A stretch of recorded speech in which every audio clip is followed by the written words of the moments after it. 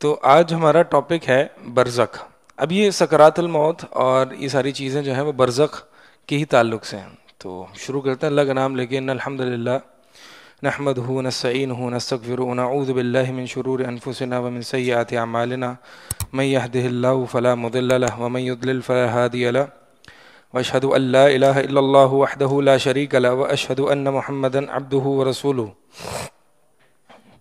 اما بعد قال اللہ سبحانہ وتعالی ومن ورائہم برزخ الی یوم یبعثون. قرآن میں برزخ کا ذکر آیا ہے. جی ہاں آیا ہے. برزخ جو ہے کہتے ہیں پردے کو, بیریئر کو, ایک حائل کو. لہٰذا انسان جب فوت ہوتا ہے اور اس کا سفر آخرت شروع ہوتا ہے تو سفر آخرت کی جو شروعات ہے اس کو برزخ کہتے ہیں, یعنی وہ بیچ میں ہے کہیں. جیسے کہ قرآن میں اللہ تعالیٰ نے دو سمندروں کے درمیان جو ہے جو حائل جو بیریئر ہے اس کو برزخ کہا ہے کہ ان کے دونوں کے درمیان جو ہے وہ برزخ ہے, یہ آپس میں ملتے نہیں ہیں سمندر. تو برزخ کہتے ہیں انٹرمیڈیری یا بیریئر یا حائل, یعنی انسان نہ اب دنیا کی زندگی میں ہے نہ آخرت کی زندگی میں فلی انٹر ہوا ہے بلکہ ایک بیچ میں ہے. وَمِن وَرَائِهِمْ بَرْزَخٌ إِلَى يَوْمِ يُبْعَثُونَ, اور ان کے آگے برزخ ہے کب تک, جب تک کہ انہیں دوبارہ اٹھایا جائے گا. اب یہ برزخ میں ہوتا کیا ہے, یہ زندگی کیسی ہے, اس میں انسان کیا کیا ایکسپیرینس کرتا ہے, کیا انسان کی عقل میں یہ باتیں آ سکتی ہیں یا نہیں آ سکتی, یہ سب انشاءاللہ ہم بات کریں گے. البتہ برزخ کے حوالے سے ہم نے پچھلے بھی سیشنز میں بات کی ہے, یعنی جیسے ہی انسان کی روح پرواز ہوتی ہے, روح پرواز ہونے سے چند لحظات پہلے اس کیفیت کو احتضار کہا جاتا ہے. ح ط ضاد الف را, احتضار. اور وہ جو بندہ ہوتا ہے جو یہ آخری لمحات ایکسپیرینس کر رہا ہوتا ہے اس کو محتضر کہا جاتا ہے. محتضر یہ حاضر سے ہے, یعنی حاضر کیا ہوا, جس کے پاس کون حاضر ہوتے ہیں, ملائکہ. یعنی موت جب آتی ہے تو وہ جو چند آخری لاسٹ مومنٹس یا لحظات ہوتے ہیں اس سے چند لمحات پہلے ہر بندہ ملائکہ کو دیکھتا ہے. ملک الموت آتے ہیں اور جو کہ وہ روح قبض کرتے ہیں, اور اس کے ساتھ جو اس کے اعوان کہلاتے ہیں, ہیلپرز, جو روح لے کے اوپر جاتے ہیں. اگر ایک مومن کی ہے, اگر نہیں ہے کافر کی ہے تو وہ بھی اوپر لے کے جاتے ہیں, لیکن ان کو اجازت نہیں ملتی اور پھر روح جو ہے وہ زمین پر دے ماری جاتی ہے. بہرحال یہ ایک وہ یہاں سے, یعنی جب روح یہاں پہنچ چکی ہوتی ہے یہاں سے انسان کی برزخی زندگی شروع ہو جاتی ہے. یہ برزخی زندگی کیسی ہے, نبی علیہ الصلوۃ والسلام نے کیا ہمیں اس زندگی کے بارے میں بتایا ہے اور قرآن میں کیا کیا آیات اس بارے میں وارد ہوئی ہیں, اس کو ہم سمجھنے اور پڑھنے کی کوشش کرتے ہیں. لیکن ان تمام چیزوں سے پہلے کچھ بنیادی باتیں سمجھنا ضروری ہیں, اور وہ یہ ہیں کہ روح کی حقیقت کیا ہے, روح کیا چیز ہے, اور جب روح انسان کے جسم سے نکل جاتی ہے تو کیا ہوتا ہے.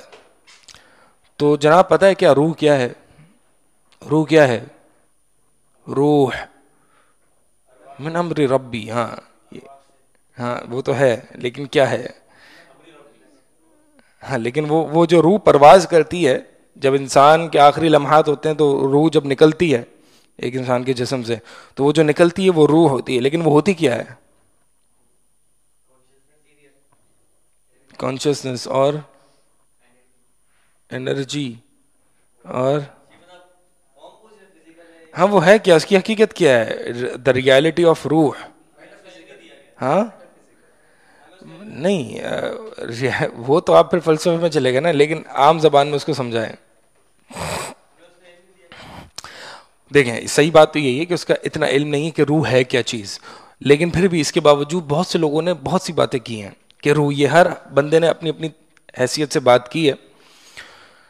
تو روح کیا ہے اصل میں؟ روح ابن القیم رحمہ اللہ اور ابن تیمیہ رحمہ اللہ فرماتے ہیں کہ روح ایک جسم ہے, یعنی ایک فزیکل باڈی ہے, ایک مانوی چیز نہیں ہے, یعنی it has its own physical existence. اسی لیے اس کے جو کریکٹرسٹکس آتے ہیں وہ کیا ہے؟ روح چڑھتی ہے, اترتی ہے, نکلتی ہے, ایسے نکلتی ہے, ٹھیک ہے, روحوں کی ملاقات ہوتی ہے آپس میں آسمانوں میں, روحیں جو ہے جنت میں گھوم رہی ہیں, روحوں کو جو ہے وہ عذاب دیا جا رہا ہے قبر میں. یہ ساری وہ کیریکٹرسٹکس ہیں جو کہ ایک فزیکل باڈی کے ساتھ ہوتی ہیں, ٹھیک ہے. تو روح ایک فزیکل باڈی کیسی ہے اس کی ریالٹی ہمیں نہیں پتا, اور یہ روح انسان کے اندر جب تک ہے تب تک حیات ہے, یعنی زندہ ہے, اور یہ روح جیسے ہی اس کے اندر سے نکل جاتی ہے تو وہ موت ہو جاتی ہے. اب یہ روح کی موت آتی ہے یا نہیں آتی, بہرحال یہ ایک الگ ٹاپک ہے.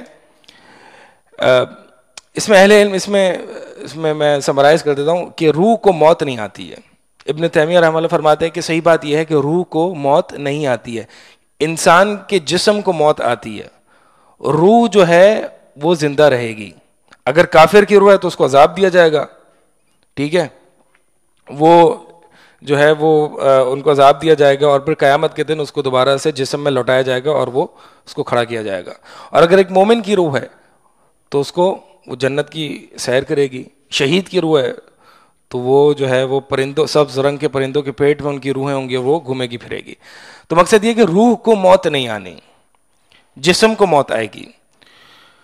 تو اگر تو یہ کہا جائے کہ انسان کو موت آتی تو اس کا مطلب یہ ہے کہ روح اس کے جسم سے نکل جاتی, یہ ہے انسان کی موت, یعنی کلی عدم نہیں ہوتی روح, جس طرح کہ جسم ہو جاتا ہے.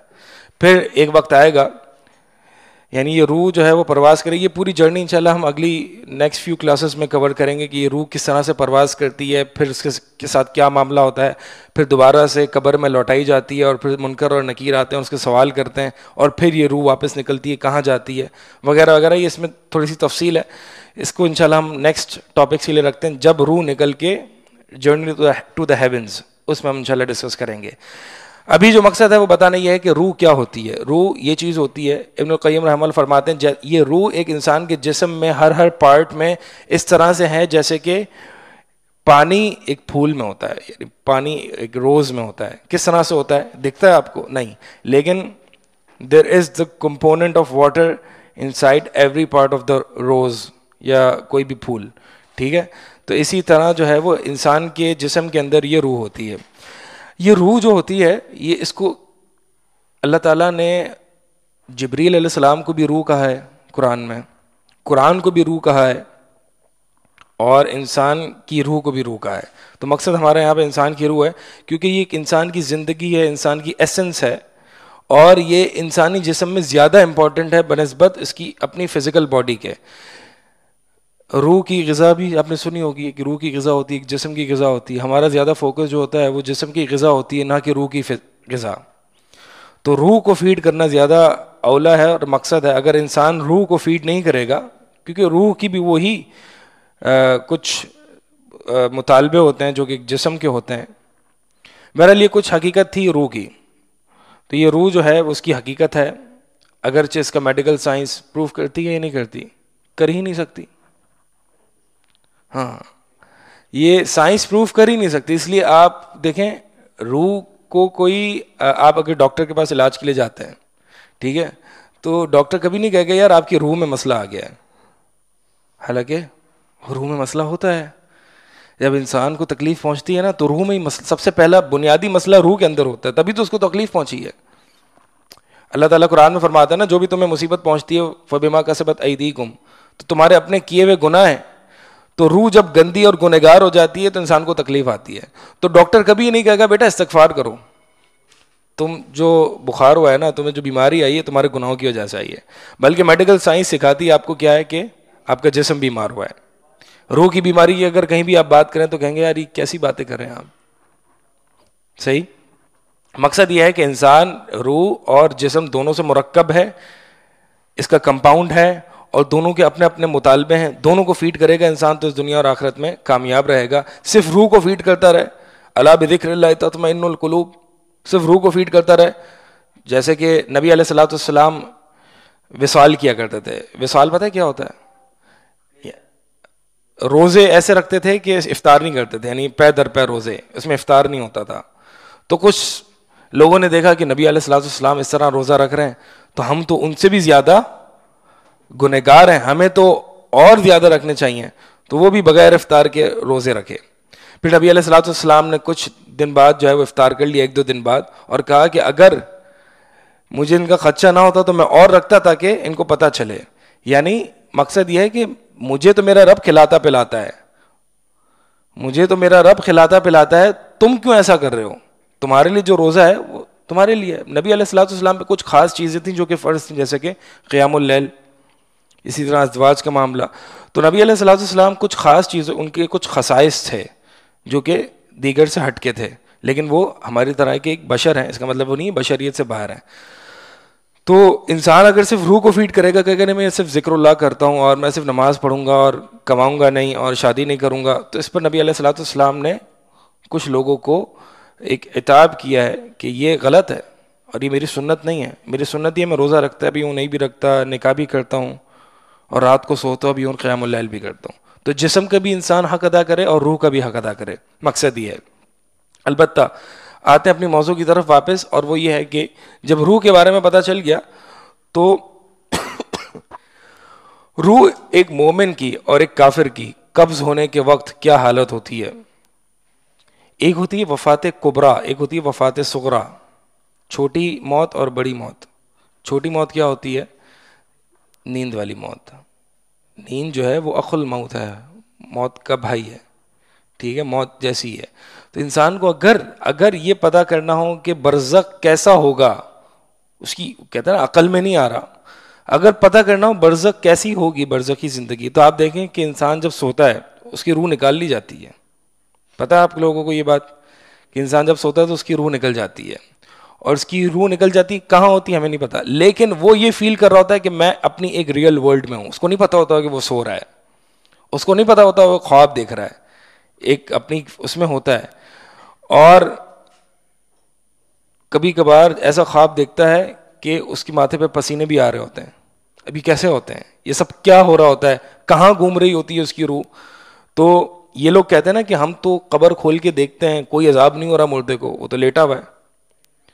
تو ہم ان سے کہتے ہیں کہ اگر صرف تمہاری عقلی بات ہی رکھیں, ویسے تو قرآن حدیث ہمارے لیے کافی ہے, صرف عقلی بات ہی رکھیں تو ہم دیکھتے ہیں کہ ایک بندہ سو رہا ہوتا ہے, اس کو درد بھی ہوتا ہے, وہ پین فیل کرتا ہے جب کوئی خوف یا خواب دیکھتا ہے, اس کو پسینہ آ رہا ہوتا ہے, حالانکہ لیٹا ہوا ہے, کچھ نہیں ہو رہا اس کے ساتھ. تو اصل مسئلہ ہی اس کی روح کے ساتھ مسئلہ ہو رہا ہوتا ہے, اس کی روح جو ہے وہ گھوم رہی ہوتی ہے.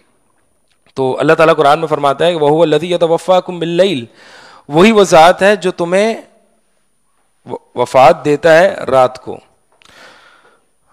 ہر رات جب انسان کی آنکھ لگتی ہے تو اللہ تعالیٰ اس کی روح نکال لیتے ہیں. ایک حدیث میں آتا ہے, یہ تفسیر ابن کثیر میں یہ حدیث موجود ہے, کہ ایک فرشتہ مقرر ہوتا ہے ہر بندے پر کہ وہ اس کی روح قبض کر رہا ہوتا ہے رات کو, پھر اللہ کے حکم سے وہ واپس سے لوٹا دیتا ہے.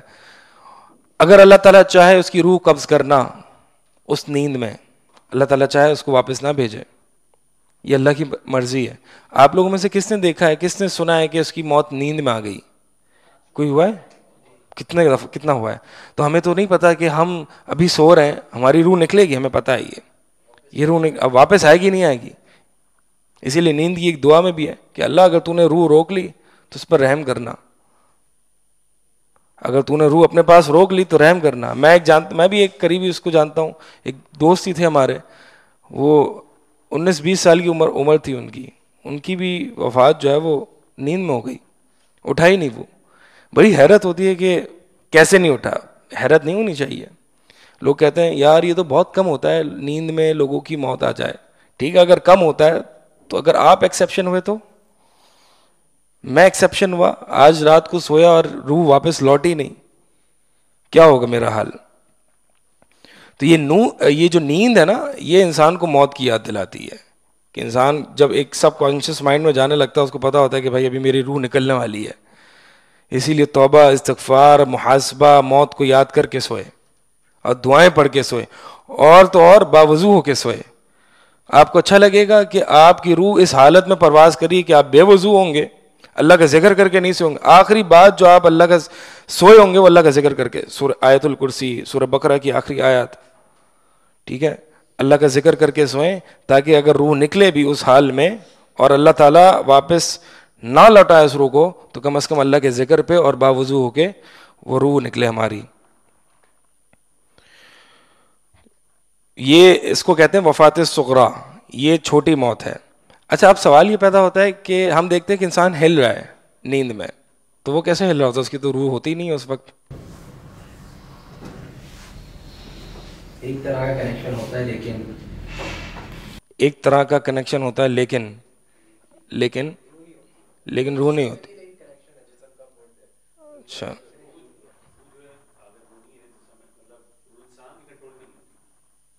روح انسان کے کنٹرول میں نہیں ہوتی, یعنی آپ یہ کہہ رہے ہیں کہ جب ہل رہا ہوتا ہے تو روح واپس آتی ہے وہاں پہ.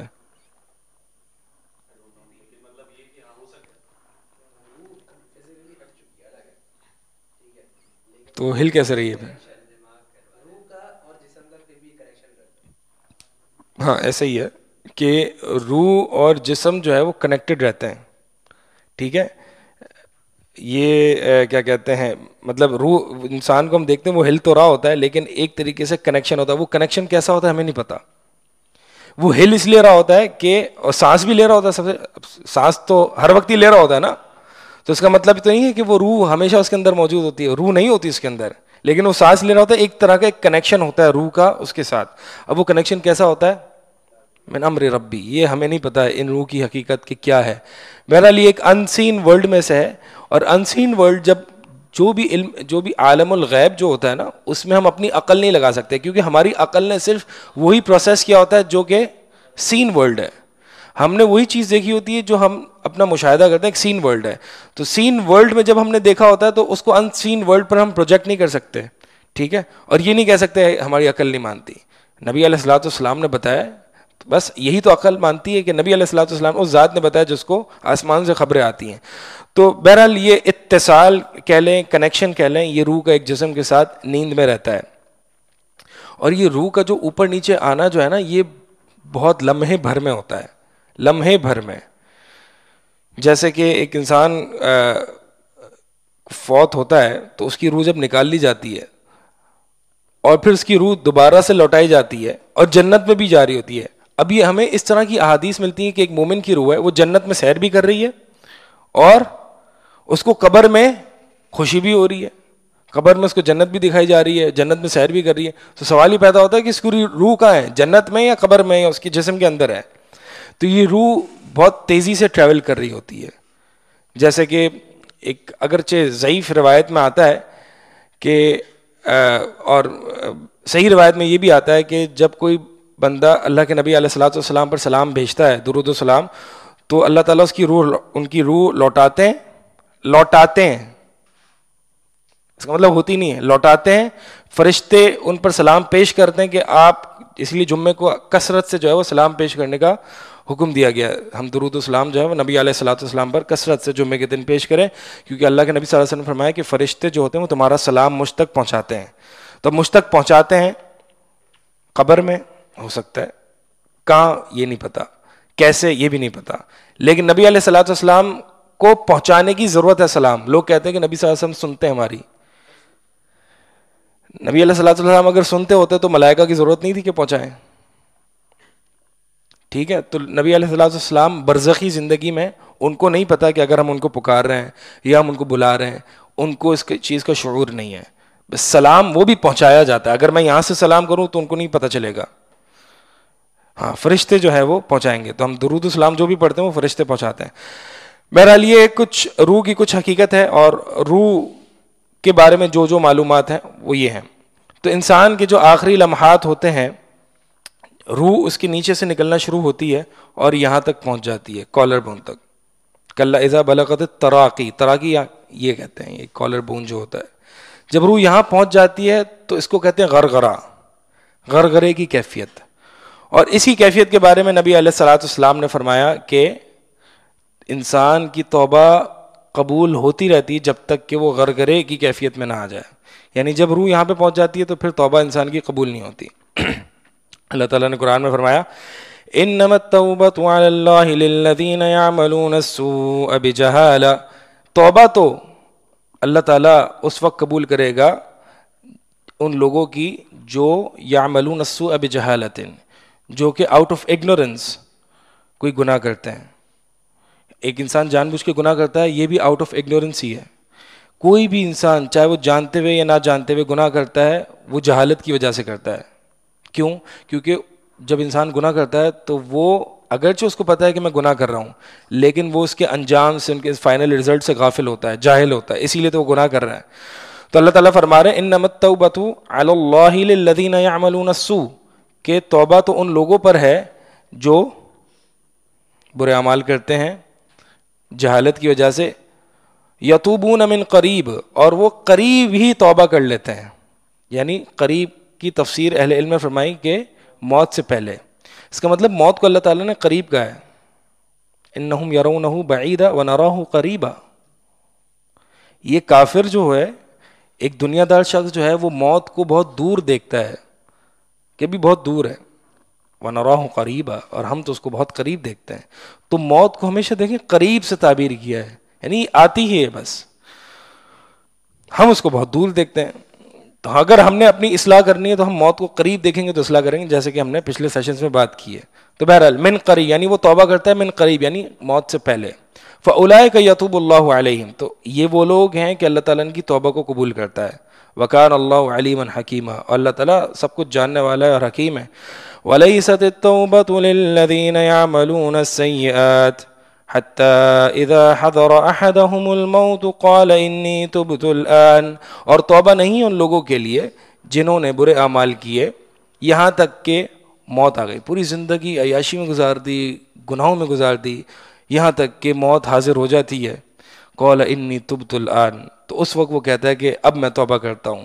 اللہ تعالیٰ فرما رہے ان لوگوں کے لیے توبہ نہیں ہے. وَلَلَّذِينَ يَمُوتُونَ وَهُمْ كُفَّارٌ، اور ان لوگوں کے لیے بھی توبہ نہیں ہے کہ جو کفر کی موت مرے. تو اس کا مطلب ان لوگوں کے لیے توبہ نہیں ہے جن کو موت حاضر ہو جاتی ہے.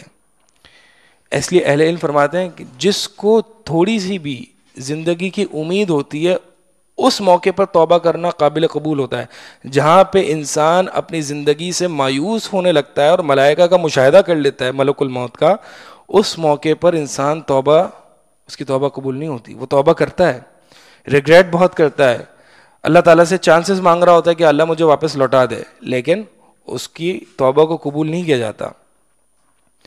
ہم دیکھتے ہیں بعض اوقات کہ ہم ایک بڑی مصیبت والی سچویشن میں پھنس گئے، پتہ نہیں کوئی آپ لوگوں کے ساتھ ایکسپیرینس ہوا یا نہیں ہوا کہ آپ کو لگا ہو بس میں گیا یہاں پہ. کن کے ساتھ ہوا ہے؟ ہاں، مطلب یہ جو ابھی حادثہ ہوا ہے میں مر گیا، ختم.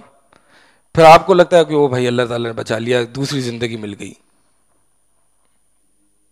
موت کے منہ سے واپس آنا، کون آیا موت کے منہ سے واپس؟ کسی حد تک نہیں، موت کے منہ سے واپس آنا. اچھا، تو بہرحال یہ جو ہے نا، انسان جب بہت بڑی مصیبت دیکھتے ہیں تو استغفر اللہ استغفر اللہ کرنے لگتا ہے. ٹھیک ہے، اگر یہ ہم بہت جگہ دیکھتے ہیں، مثال کے طور پر جب زلزلہ آ رہا ہوتا ہے تو سب کلمہ توحید، کلمہ شہادت اور استغفر اللہ پڑھتے ہیں. پوری زندگی جب انسان برائیوں میں گزارتا ہے نا، تو انسان کو چاہیے کہ یہ جو وہ لمحات ہوتے ہیں اللہ تعالیٰ ان کی دعائیں قبول، ان کی توبہ قبول نہیں کرتے. یعنی جب غرغرے کی کیفیت ہوتی ہے،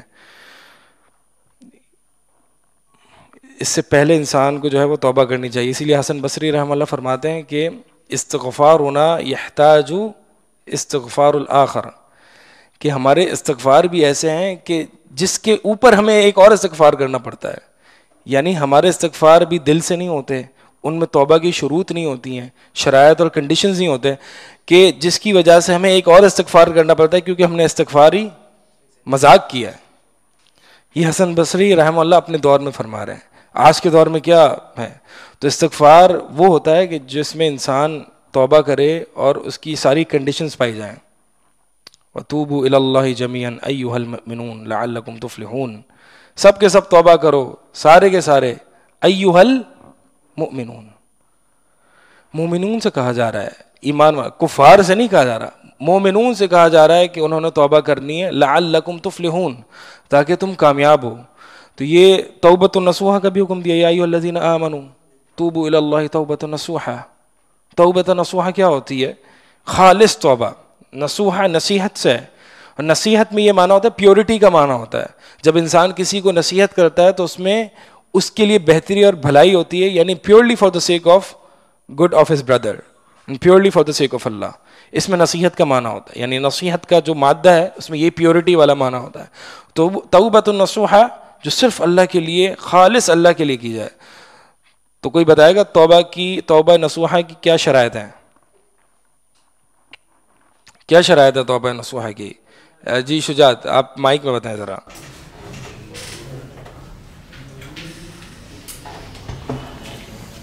اس میں سے ایک شرط یہ ہے کہ وہ جب توبہ کرے تو اس کے بعد وہ یہ ٹھان لے کہ وہ یہ واپس سے نہیں کرے گا. عزم ہو واپس نہ آنے جانے کا. ٹھیک ہے، عزم. دوسرا، ہاں جی، توبہ بھی آپ نہیں کرنی ہے نا، اور ہم سب نے کرنی. دوسرا جہاں تک مجھے علم ہے یہ ہے کہ وہ ایک تو ہاں جی عمر بھائی. سب سے پہلے تو گناہ پہ اپنے شرمندہ ہو، ندامت. جی ایک ہوگی عزم، دوسری ہوگی ندامت. جی تیسری ہوگی اس کے بعد پھر نہ کرنے کا عزم، اور تیسری چیز پھر نیک عمل کرے. ہاں دیکھیں، اس کو یاد رکھیں، ندامت، ترک، عزم اور اللہ کے ڈر سے چھوڑنا، یہ 4 شرائط ہیں. یہ ساری اس میں آ جاتی ہیں، یعنی اللہ کے ڈر سے چھوڑنا، اس میں بھی خشیت آ جاتی ہے. ندامت، گناہ پر ندامت ہونی چاہیے. دوسرا، عزم ہونا چاہیے کہ میں آئندہ نہیں کروں گا. تیسرا، گناہ وہ جو کر رہا ہے اس کو چھوڑ دے. ابھی چھوڑا ہے، بعد میں یہ ہے کہ بعد میں اگر موقع ملے گا تو دیکھ لوں گا. یہ توبہ کی شرط نہیں ہے، توبہ نہیں ہے. بعد میں اگر اپرچونٹی ملی تو میں دیکھوں گا، سوچوں گا اس وقت، لیکن ابھی تو بس میرا ارادہ ہے کہ میں چھوڑ دیتا ہوں. تو توبہ کی شرط نہیں ہے پوری ہوئی. ٹھیک ہے. اور چوتھا یہ کہ لوگوں کے ڈر سے نہیں. اس کا مطلب یہ نہیں کہ یار اب میرے بس خواہش نہیں ہے، اب میں نہیں کر رہا، اب میری خواہش ہی ختم ہو گئی ہے تو اب گناہ کرنے کی نہیں. خالص اللہ کے ڈر سے اور اللہ کی حیا سے چھوڑے. یہ 4 شرائط ہیں جس کو کہا جاتا ہے وَتُوبُوا إِلَى اللَّهِ جَمِيعًا أَيُّهَا الْمُؤْمِنُونَ لَعَلَّكُمْ تُفْلِحُونَ. سب کے سب توبہ کرو. انسان دیکھیں، اللہ کے نبی علیہ الصلوۃ والسلام نے فرمایا کہ اے لوگو، اللہ تعالیٰ سے توبہ کیا کرو، بے شک میں دن میں 100 مرتبہ توبہ کرتا ہوں، استغفار کرتا ہوں، 100 مرتبہ. ہم دیکھیں اپنی گناہوں کی معافی ہم کتنا مانگتے ہیں. بہت ڈینجرس پوزیشن پہ ہیں ہم کہ ہم اپنے گناہوں کی معافی نہیں مانگتے، کیونکہ ہمیں اپنے گناہ جو ہے، جیسے کہ عبداللہ بن مسعود رضی اللہ تعالیٰ عنہ فرماتے ہیں نا کہ ایک مومن جو ہے گناہ کو ایسے دیکھتا ہے جیسے کہ وہ پہاڑ کے نیچے ہے، پہاڑ اس کے اوپر لے آیا گیا ہے. اور ایک منافق اپنے گناہوں کو ایسے دیکھتا ہے جیسے کہ اس کی ناک پہ ایک مکھی بیٹھی ہے اور اس کو وہ ہاتھوں سے اڑا دیتا ہے. تو ہم اپنے گناہوں پر توبہ کیوں نہیں کرتے، ندامت کیوں نہیں ہوتی ہے؟ دن میں ہم گناہ کرتے رہتے ہیں. اللہ کے نبی علیہ الصلوۃ والسلام نے فرمایا کہ ہر بنی آدم جو ہے وہ خطا کار ہے، گنہگار ہے. بہترین خطا کار کون ہے؟ جو توبہ کرتا ہے. یعنی break this cycle of sins. یہ جو سائیکل ہے نا، اس کو توڑنا ضروری ہے. اگر یہ سائیکل کو چلتا رہے گا، اگر یہ سائیکل چلتا رہے گا تو انسان کا دل کالا ہو جائے گا اور انسان کے دل پہ آہستہ آہستہ تالے لگیں گے. سب سے پہلے تو ران، کلا بل ران علی قلوبہم، پہلے زنگ لگے گا، اس کے بعد تالے لگیں گے. ام علی قلوب اقفالها، تالے لگیں گے. پھر اس کے بعد ختم اللہ علی قلوبہم وعلی سمعہم، پھر سیل لگ جائے گی، سیل لگ جائے گی. اب کوئی خیر اس کے اندر داخل نہیں ہوگی. تو یہ سٹیجز ہیں towards the sealing of the heart. تو انسان کو چاہیے اگر وہ اس سائیکل کو بریک نہیں کرے گا تو پھر اس کو آگے سمجھ میں نہیں آنی. میں بعد میں توبہ کر لوں گا، ابھی میں لائف سیٹ کر لیتا ہوں، ابھی تھوڑی سی پارٹی کر لیتا ہوں. یہ کوئی گاڑی نہیں ہے کہ انسان کا اس کے پاس اسٹیئرنگ ہے اور جب میں چاہوں میں یو ٹرن لے لوں گا. نہیں، ایسا نہیں ہوتا. آپ کے پاس فری چوائس ہوتی ہے، آپ کے پاس اختیار ہوتا ہے. ابتدا میں اللہ تعالیٰ آپ کو یہ بار بار اپنے ملائکہ کے ذریعے توبہ کی دعوت دے رہا ہوتا ہے، اور قرآن کے ذریعے اللہ تعالیٰ اپنے آپ کو اپنی طرف بلا رہا ہوتا ہے. جیسے کہ حدیث میں آتا ہے نا کہ اللہ تعالیٰ اپنا ہاتھ پھیلا دیتا ہے دن میں اور رات میں. دن میں روز اللہ تعالیٰ ہاتھ پھیلاتا ہے. دن میں ہاتھ پھیلاتا ہے تاکہ جن لوگوں نے رات میں گناہ کیے ہیں وہ اللہ تعالیٰ سے دن میں توبہ کر لیں، اور رات میں ہاتھ پھیلاتا ہے کہ جن لوگوں نے دن میں اللہ تعالیٰ سے گناہ کیے ہیں، اللہ تعالیٰ کی نافرمانیاں کی ہیں، وہ رات میں اللہ تعالیٰ کی توبہ کر لیں. تو دن اور رات ہمیں ضرورت ہے کہ ہم اللہ تعالیٰ سے توبہ کریں، استغفار کریں. 100 دفعہ، 150 دفعہ، جتنی دفعہ ہم دل اور دماغ سے اللہ تعالیٰ سے معافی مانگے. مطلب literally you need it, you are desperate for it. ربنا ظلمنا انفسنا وان لم تغفر لنا وترحمنا لنكونن من الخاسرین. ذرا ان الفاظ پہ غور کرو, کیا ڈیسپریٹنس ہے کہ ربنا ظلمنا انفسنا, اے اللہ اے ہمارے رب ہم نے اپنے نفسوں پر ظلم کیا ہے, اور اگر تو نے ہمیں معاف نہیں کیا اور رحم نہیں کیا اللہ ہم ہلاک ہو جائیں گے, ہم برباد ہو جائیں گے. تو اللہ تعالیٰ سے گر گرا کے انسان روز معافی مانگے, اللہ تعالیٰ اتنا خوش ہوتا ہے ایک بندے کی توبہ سے. اللہ اشد فرحا من توبۃ عبدہ, حدیث میں آتا ہے نا, بڑا مشہور واقعہ ہے, بڑی مشہور حدیث ہے کہ اللہ تعالیٰ اتنا خوش ہوتا ہے اپنے بندے کی توبہ سے, اس بندے سے بھی زیادہ کہ جو اونٹ پر ایک صحرا میں نکلتا ہے اور اس اونٹ پر اس کا کھانے پینے کا سامان ہوتا ہے, ایک جگہ ریسٹ کرنے کے لیے وہ رکتا ہے اور اس کی آنکھ لگتی ہے تو اس کا اونٹ گم ہو جاتا ہے. اونٹ گم ہو جاتا ہے, وہ اس کی آنکھ کھلتی ہے, دیکھتا ہے اونٹ نہیں ہے, اس کو بھوک بھی لگی ہوئی ہے, پیاس بھی لگی ہوئی ہے, سخت پریشان ہے, ڈھونڈتا ہے یہاں وہاں مارے مارے پھرتا ہے, لیکن اس کو اس کا اونٹ نہیں ملتا, حتیٰ کہ بھوک سے اس کی حالت خراب ہو جاتی ہے اور وہ مرنے کا انتظار کرتا ہے اور ایک جگہ بیٹھ جاتا ہے, اس میں اس کی آنکھ لگ جاتی ہے. آنکھ لگ جاتی ہے اور جیسے ہی آنکھ کھلتی ہے تو دیکھتا ہے کہ اس کا اونٹ اس کے کھانے پینے کے سمیت سامنے کھڑا ہے. اللہ کے نبی صلی اللہ علیہ وسلم فرماتے ہیں وہ بندہ اتنا خوش ہوتا ہے کہ آؤٹ آف جوائے, یعنی ایک خوشی تو یہ ہوتی ہے کہ انسان جو ہے وہ بڑے بڑے الفاظ کہہ دیتا ہے, ایک خوشی یہ ہوتی ہے کہ الٹے الفاظ کہتا ہے. یعنی اس لیول کی خوشی تھی اس کی کہ اس نے یہ کہا کہ اے اللہ تو میرا بندہ میں تیرا رب. یہ ایک انتہا درجے کی خوشی ہے. ایک تو یہ ہوتا ہے نا کہ اللہ اتنی خوشی ہے کہ اللہ تو میرا رب ہے میں تیرا بندہ ہوں, یعنی اس سے بڑی بات شکر ادا کیا. ایک یہ لیول کی خوشی اسے کنٹرول ہی نہیں ہوا. اللہ تعالیٰ اس بندے سے بھی زیادہ خوش ہوتا ہے جب بندہ اللہ تعالیٰ سے توبہ کرتا ہے. یعنی آپ سوچ سکتے ہیں اللہ تعالیٰ کتنا خوش ہوتا ہے اس بندے سے جو اللہ تعالیٰ کی طرف توبہ کرتا ہے. جو 99 قتل کیے تھے بنو اسرائیل, ایک شخص نے, اس نے کہا حل لی من توبہ, حل لی من توبہ, کیا میرے لیے توبہ ہے, کیا میرے لیے توبہ ہے. ایک عبادت گزار کے پاس آتا ہے, عبادت گزار جو ہے وہ کہتا ہے تیرے لیے توبہ, تو نے 99 قتل کر دیے, تیرے لیے کوئی توبہ وبہ نہیں ہے, اپنی حرکت ہے تو دیکھو تمہارے لیے کوئی توبہ نہیں ہے. اس نے کہا جب میرے لیے توبہ نہیں ہے تو پھر تو کیوں زندہ ہے, تجھے بھی اڑا دیا, اس کو بھی اڑا دیا, 100 پورے کر دیے. پھر واپس اس کے دل میں ملامت تو تھی نا, اللہ تعالیٰ نے فطرت میں رکھا تو ہے. پھر واپس جو ہے وہ حل لی من توبہ, حل من توبہ, میرے لیے توبہ ہے. تو اسے بتایا گیا کہ فلاں جگہ پہ ایک عالم ہے, اس کے پاس جا, وہ تجھے حل بتائے گا. وہ عالم کے پاس جاتا ہے, پوچھتا ہے حل من توبہ, کیا میرے لیے توبہ ہے. وہ عالم کہتا ہے تیرے اور توبہ کے درمیان کون سی چیز حائل ہو سکتی ہے, میں تجھے بتاتا ہوں کیوں نہیں ہے تیرے لیے توبہ. تو ایک کام کر, اس بستی کو چھوڑ دے جہاں پہ تو نے گناہ کیے ہیں, اور اس بستی میں چلے جا جہاں پہ نیک لوگ ہیں, ان کے ساتھ نماز پڑھ, ان کے ساتھ دعائیں کر, ان کے ساتھ اللہ تعالیٰ سے استغفار کر. تو وہ بندہ جو ہے وہ اس جرنی پر نکلتا ہے, اور حدیث میں الفاظ آتے ہیں کہ جب آدھے راستے پر پہنچتا ہے تو اس کی ملک الموت آ جاتے ہیں اس کی روح قبض کرنے. اور ایک روایت میں آتا ہے کہ وَنَآ بِصَدْرِهِ, اپنے سینے کو وہ اس زمین کی طرف قریب کر کے, یعنی موت کے وقت اپنے سینے کو قریب کرتا ہے اس زمین کی طرف جہاں پہ اس نے جانا تھا, یعنی توبہ والی زمین پر. تو ملک الموت آ جاتے, فرشتے آ جاتے ہیں, ملک الموت آتے ہیں, اور آپس میں ان کا جو ہے وہ جھگڑا ہوتا ہے کہ جنت کے فرشتے کہتے ہیں ہمارا بندہ ہے, جہنم کے کہتے ہیں نہیں ہمارا بندہ ہے. اللہ تعالیٰ نے ایک آدمی کی شکل میں فرشتہ بھیجا اور کہا کہ ان دونوں کے درمیان جو ہے وہ فیصلہ کرو. تو جاتے ہیں, وہ فیصلہ کرتا ہے, کہا کہ یعنی اگر تو اس کی توبہ والی زمین کی طرف مسافت کم ہوئی تو یہ جنتی ہے, جنت والے فرشتے اس کو لے کے جائیں گے. لیکن اگر جو معصیت والی زمین تھی جہاں سے یہ ہجرت کر کے نکل رہا تھا, اگر اس کی مسافت, اس کا ڈسٹنس اگر کم ہوا تو پھر جہنم کے فرشتے آ کے اس کی روح کو لے جائیں گے.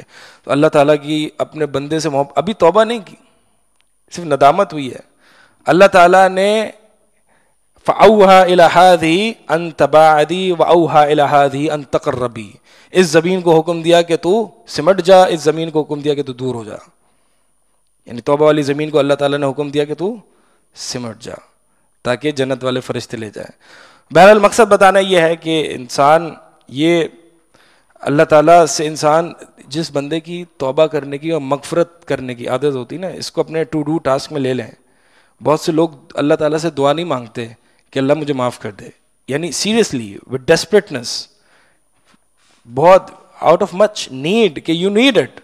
اگر آپ کو نہیں ملے گا تو آپ برباد ہو جائیں گے. اس طریقے سے اللہ تعالیٰ کی مغفرت مانگنا, اس میں لذت بھی ہے اور اس میں اللہ تعالیٰ سے انسیت بھی ہے, اللہ سے محبت بھی ہے, اور اسی میں کامیابی بھی ہے. ہمیں نہیں پتا کہ ایک دیکھیں انسان کو جو جیسے کہ ایک دعا میں آتی ہے نا, اللہم ارزقنی توبۃ نصوحا قبل الموت, اللہ میں توبہ نصوحا کی توفیق دے موت سے پہلے. اسی انسان کو یہ توبہ نصوحا کی توفیق ملتی ہے جو فریکوینٹلی اللہ تعالیٰ سے مغفرت طلب کرتا ہے. لیکن جس کی عموماً, اسی لیے آپ دیکھیں کہ جو بری موت آتی ہے نا, سوء الخاتمہ, بری موت, یہ انسان کو اسی لیے آتی ہے کہ انسان کو توبہ کی توفیق نہیں ملتی. وحیل بینہم وبین ما یشتہون, توبہ اور ان کے درمیان جو ہے وہ ایک حائل, ایک بیریئر کریٹ ہو جاتا ہے. سوء الخاتمہ, جو برا خاتمہ ہے انسان کو کیوں آتا ہے؟ آپ نے برے خاتمے ایک کچھ سنے خبریں, برا خاتمہ کیسے ہوتا ہے؟ مرزا غلام احمد اور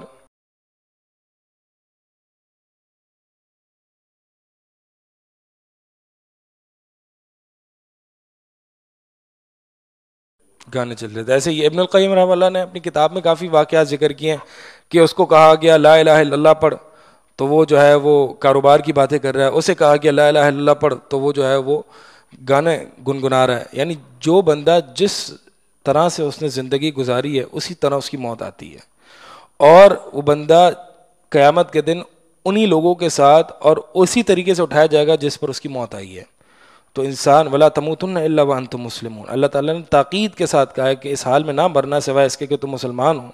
اب موت تو ہمارے کنٹرول میں نہیں ہے کہ اللہ مسلمان کی حالت میں ہم فوت کیسے ہوں, ہمیں تو نہیں پتہ. تو بات یہ ہے کہ پوری زندگی انسان جو ہے وہ اسلام کے مطابق گزارے.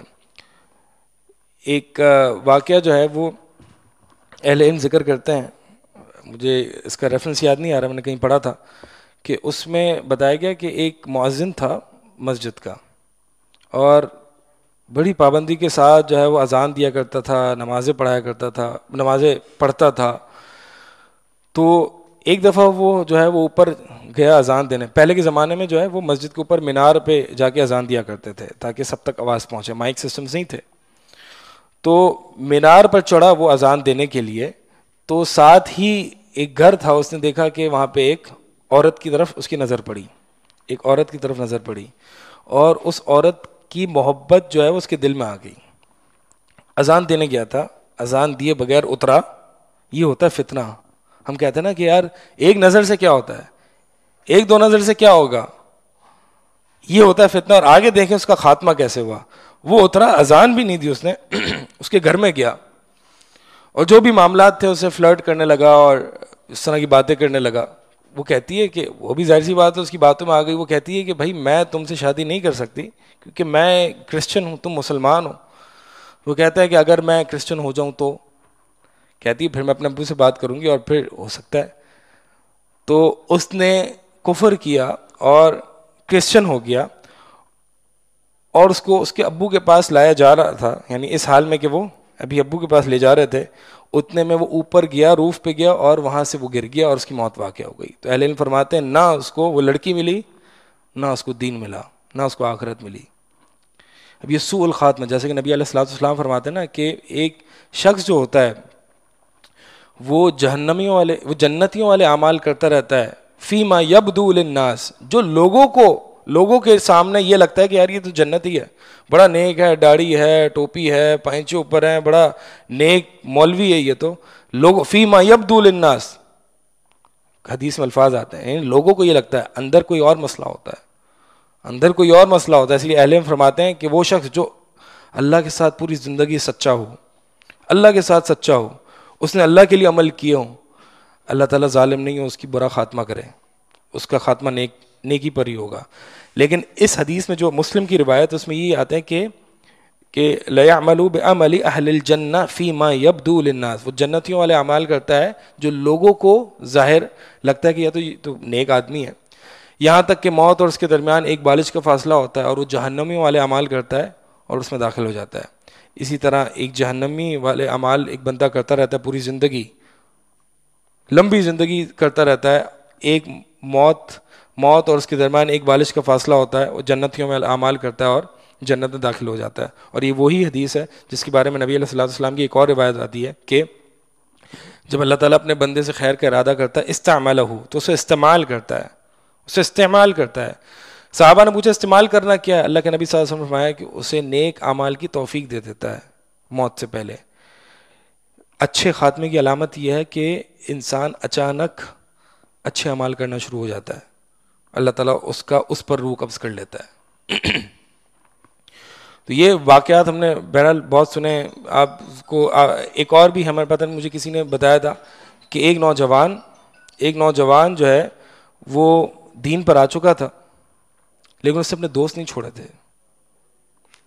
ہی ہیڈ بیڈ کمپنی, اس سے اپنے دوست نہیں چھوڑے, پارٹی نہیں چھوڑی تھی, دین پہ آیا, نمازیں وغیرہ پڑھی, سب کچھ کیا, لیکن دوست نہیں چھوڑے.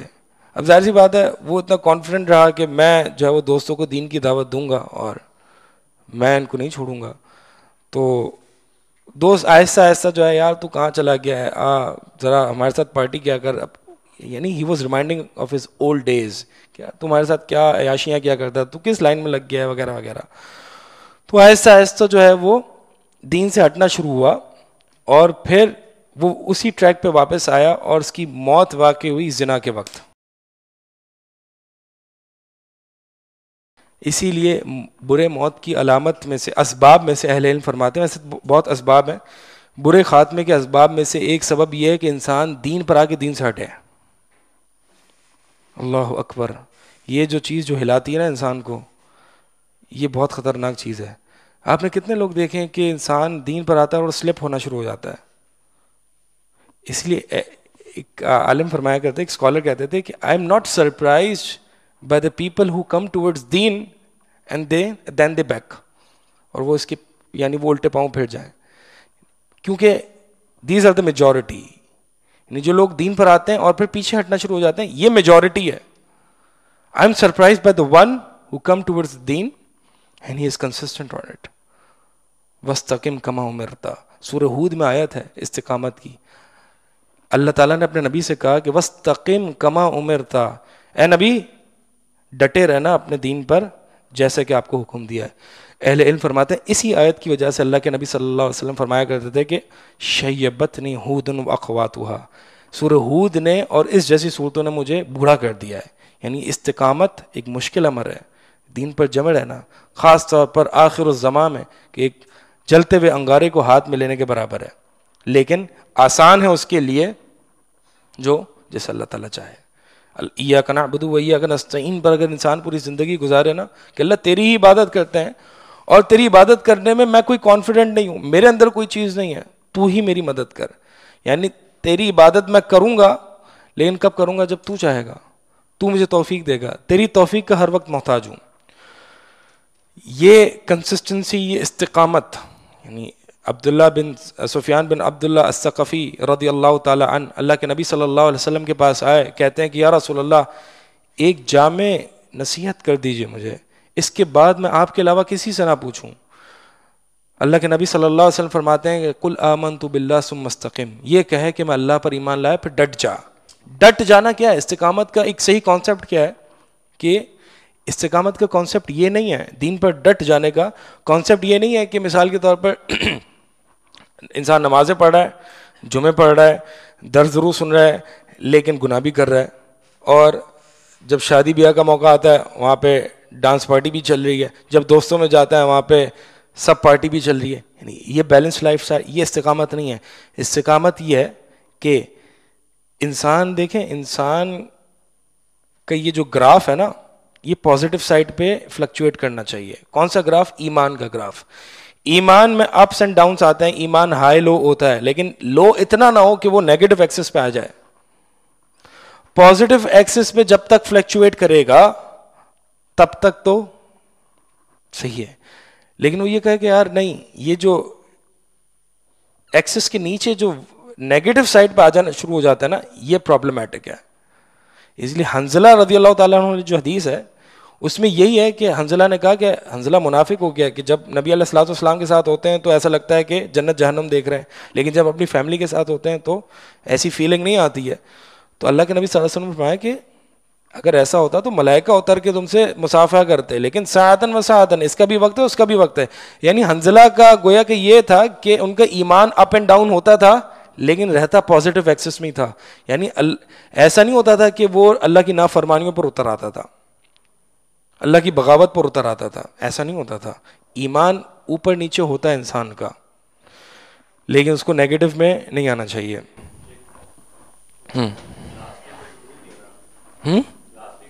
ہاں وہ میں انشاءاللہ پوچھتا ہوں اس پہ یاد دلانا. بہرحال یہ جو کیا کہتے ہیں سوء الخاتمہ ہے نا، اس کے اسباب اہل علم فرماتے ہیں سب سے بنیادی سبب جو ہے وہ خراب عقیدہ ہے، غلط عقیدہ. کوئی بتا سکتا ہے غلط عقیدے کی وجہ سے بری موت کیسے آتی ہے؟ بندہ سمجھتا ہے کہ اس حق پر ہے لیکن شرک یا کفر پر بھی ہو سکتا ہے. تو بری موت کیسے آتی ہے؟ وہ خالص اللہ کے لیے نہ کر رہا ہوں، شرک کر دے رہا سبب ہاں ہے کیسے ہی ہے. مثال کے طور پر ایک غیر اللہ کو پکارتا ہوگا اور اللہ کے آگے صرف نہیں جھکتا ہوگا. دیکھیں اہل علم فرماتے ہیں کہ یہ جو عقیدہ کی خرابی ہے نا، جب وہ ملک الموت کا معائنہ کر لیتا ہے، شدت تکلیف میں ہوتا ہے، تو اس وقت اس کو پتہ چل جاتا ہے کہ یار میں غلط عقیدے پر تھا. اور پھر جو اس کا صحیح عقیدہ بھی ہوتا ہے نا، کہ مثال کے طور پر رسول اللہ صلی اللہ علیہ وسلم برحق نبی ہیں، اس پہ بھی شک میں آ جاتا ہے. سمجھ آ رہی ہے بات؟ یعنی ایک انسان کا غلط عقیدہ ہوتا ہے، 100% تو غلط نہیں ہوتا نا، ایک مسلمان ہوتا ہے اور اس کے عقائد میں کچھ خرابیاں ہوتی ہیں، میجر خرابیاں، شرک ہوتا ہے، کفر ہوتا ہے، لیکن وہ اللہ کو مانتا ہے، اللہ کو رب مانتا ہے، رسول کو نبی مانتا ہے، ملائکہ کو مانتا ہے، قرآن کو اللہ کی کتاب مانتا ہے، وغیرہ وغیرہ. یعنی یہ ایمانیات تو ہیں، لیکن جب وہ موت کے وقت یہ دیکھتا ہے کہ یار یہ جو میں پوری زندگی جس عقیدے پر تھا وہ شرک تھا، تو لہٰذا اپنا جو صحیح عقیدہ بھی ہوگا نا اس کے بارے میں بھی وہ مشکوک ہو جائے گا، شک میں مبتلا ہو جائے گا. اس لیے صحیح عقیدہ بہت امپورٹنٹ ہے انسان کے لیے، صحیح عقیدہ بہت امپورٹنٹ ہے ثابت قدمی کے لیے. اسی طرح کبیرہ گناہوں پر اصرار بھی ایک برے خاتمہ کے اسباب میں سے ہے. کبیرہ گناہوں کے اصرار پہ، جیسے کہ موت کے وقت ان کو یعنی وہی چیز حاوی آ جاتی ہے. اور اسی طرح حالت کا تبدیل ہو جانا، انسان کی حالت کا تبدیل ہو جانا، یعنی وہ دین پر تھا لیکن دین سے وہ ہٹنا شروع ہو گیا. ایک انسان کو بہت فکر ہونی چاہیے کہ آپ دیکھیں ہمارے معاشرے میں لوگ دین پر آ کے، میں نوجوانوں کی بات کر رہا ہوں کیونکہ ہم بھی اسی معاشرے میں رہتے ہیں اور آپ بھی اسی معاشرے میں رہتے ہیں. آپ مجھے بتائیں کہ ایک نوجوان جو کہ ایک دیندار ہوتا ہے، پریکٹسنگ ہو جاتا ہے اور پھر وہ ہٹنے لگتا ہے، آپ نے کتنے لوگ ایسے دیکھے ہیں؟ ہاں فساد، واپس دین سے ہٹنے لگنا بہت لوگ ہوتے ہیں. اس کی کیا علامات ہوتی ہیں؟ کیسے آپ کو کیسے لگتا ہے؟ وہ نمازیں چھوڑنا شروع ہو جاتا ہے، پہلے تو جماعت سے نمازیں چھوڑنا شروع ہو جاتا ہے، پہلے فجر پہ آتا تھا، فجر چھوڑنا شروع ہو گیا، ٹھیک ہے، داڑھی بڑی تھی، داڑھی چھوٹی ہونا شروع ہو گئی آہستہ آہستہ. اب یہ ہوتا کیا ہے، یہ اس کو اگر آپ پوچھو گے نا، یہ دس از دا پرابلم ہے. اگر آپ اس شخص کو پوچھو گے کہ یار آپ دیکھیں آپ غلط ٹریک پہ جا رہے ہو، وہ مانے گا نہیں. اس کی پرابلم یہ ہوتی ہے وہ جسٹیفائی کرنا شروع کرے گا. ابھی وہ مانے گا نہیں کہ یار نہیں ایسے ہی ہوتا ہے بھائی، تمہیں نہیں پتا، تم مولوی سخت ہو، اس طرح کی باتیں کرے گا. یا تم جو ہے نا وہ سخت قسم کے مولوی ہو، نہیں گھر پہ بھی نماز پڑھی جا سکتی ہے، یہ ہے اور وہ ہے. نہیں، انسان کی مرضی ہوتی ہے، انسان جو چاہے وہ کرے، اس میں کوئی مسئلہ نہیں ہے.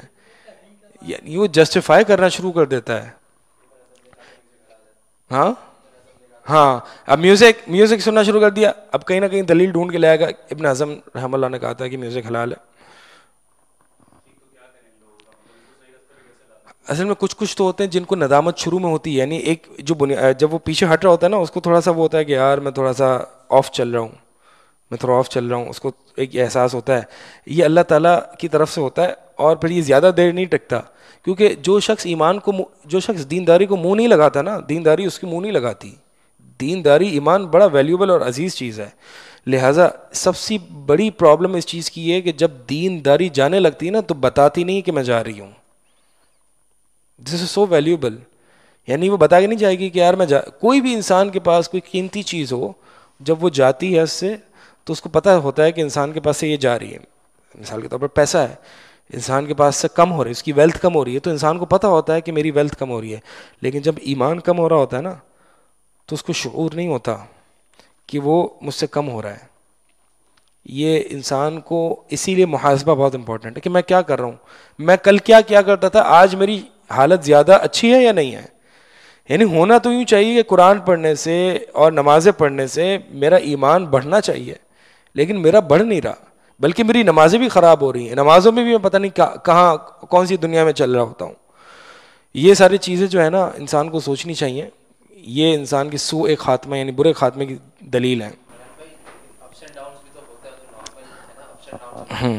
ہاں, تو you should be concern about ups and downs. You should be concern, مطلب اپس اینڈ ڈاؤنس میں ایک تو پازیٹیو اس میں, مثال کے طور پر آپ قرآن پڑھ رہے ہیں, غور و فکر کر رہے ہیں, اور اس میں آپ کا ایمان تازہ ہوا ہے, ٹھیک ہے.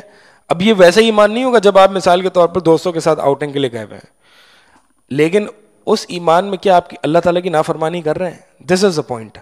یعنی جب تک یہ پازیٹیو میں فلکچویشن ہے, پازیٹیو ایکسس میں فلکچویشن چل رہی ہے تو اٹ از گڈ, ٹھیک ہے. لیکن جہاں یہ نیگیٹو ایکسس میں یعنی ریڈ لائن کراس کرے کہ مثال کے طور پر یا چلو دوستوں میں گئے ایک شیشہ لگا لیا, ٹھیک ہے, اب یہ آپ کا گراف جو ہے وہ نیگیٹو ایکسس میں جانے لگا. یا دوستوں میں گئے ایک آدھ جو ہے وہ ایک آدھ پف لے لیا, غیبت کر لیا, چلو آج کر لیتے ہیں ابھی, یہ آپ کا گراف جو ہے وہ نیگیٹو. اب یہ جو اوپر جو ایمان ہے نا اس کو متاثر کرے گا برے طریقے سے. اسی لیے ہم عموماً کر دیتے ہیں اور ہمیں جو ہے وہ توبہ کی روز مرہ پہ کی بنیاد پر ضرورت ہے. چل اب مختصر سے اس میں جو ہے وہ آ جاتے ہیں کہ ایک مومن کی روح جو ہے یا ایک انسان کی روح کیسے نکالی جائے گی. اللہ تعالیٰ نے قرآن میں فرمایا وَالنَّازِعَاتِ غَرْقًا وَالنَّاشِطَاتِ نَشْطًا. اللہ تعالیٰ نے ان ملک الموت کی صفات بیان کرتے ہوئے یہ کہا کہ وَالنَّازِعَاتِ, نازعات کہتے ہیں کہ جو کھینچ کے نکالنے والے, اور غرقا ڈوب کے نکالنے والے, یعنی وہ ملائکہ جو انسان کی جسم کے اندر ڈوب کے روحوں کو نکالیں گے کھینچ کے. یہ کافروں کی بات ہو رہی ہے. اور وَالنَّاشِطَاتِ نَشْطًا یعنی آرام سے نکالنا, یہ مومنوں کی بات ہو رہی ہے. تو مومنوں کی روح آرام سے نکلے گی, جیسے کہ نبی علیہ الصلوۃ والسلام نے ایک حدیث میں فرمایا کہ جیسے کہ ایک مشکیزے سے پانی کا قطرہ نکلتا ہے, اس طریقے سے مومن کی روح نکلے گی. روح کی نکلنے کی تکلیف اور سکرات الموت کی تکلیف دونوں میں فرق ہے. سکرات الموت کافر مومن سب پر آنی ہے, بلکہ یہ بھی ممکن ہو سکتا ہے کہ ایک جتنا مومن ہو اس پر سکرات الموت زیادہ ہو, تاکہ اس کے لیے کل کے لیے آسانی ہو جائے, کل کے لیے درجات بلند ہو جائیں, جیسے نبی علیہ الصلوۃ والسلام پہ آئی تھی. سکرات الموت, یہ موت کی سختی, یہ سب پر آنی ہے. روح نکلنے کی تکلیف یہ کافروں پر آنی ہے, مومن پر نہیں آنی. وَالنَّازِعَاتِ غَرْقًا یعنی ڈوب کے نکالنے والے, یعنی گھس کے نکالیں گے ملائکہ. کیوں؟ کیونکہ جب کافر کو ملک الموت کہے گا ایتھا النفس الخبیثہ اخرجی الی غضب من اللہ وسخط او کما قال, کہ اے روح خبیث نکل تو اللہ تعالیٰ کے غصے کی طرف اور اللہ تعالیٰ کے ناراضگی کی طرف. تو نکلا تو وہ روح اتنی ڈر جائے گی, وہ اندر ہی گھومتی رہے گی, وہ نکل نہیں پائے گی, وہ نکلے گی نہیں, کہ اس کو پتہ ہے کہ اس کے آگے لیے کیا رکھا گیا, اس کے لیے کیا عذاب ہے. تو ملائکہ اس کو کھینچ کے ڈوب کے نکالیں گے. یہ جو ہے وہ قرآن میں ان ملک الموت کی صفات آئی ہیں. اور ایک مومن کی جو روح ہے, جب مومن کی موت کا وقت ہوگا نا, مومن کی موت کا وقت, تو ملائکہ آئیں گے اور ملائکہ ان کو بشارتیں دیں گے. قرآن میں ان بشارتوں کا کئی جگہ ذکر ہے, کچھ آیتیں آپ کے سامنے رکھتا ہوں. الا ان اولیاء اللہ لا خوف علیہم ولا هم يحزنون. خبردار سن لو کہ بے شک اللہ کے جو اولیاء ہیں, اللہ کے قرب والے بندے ہیں, ان پر نہ کوئی خوف ہوگا نہ کوئی وہ غم زدہ ہوں گے.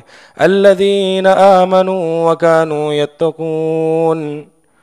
اللہ کے اولیاء کون ہیں؟ جو اللہ پر ایمان لائے اور اللہ تعالیٰ سے ڈر گئے.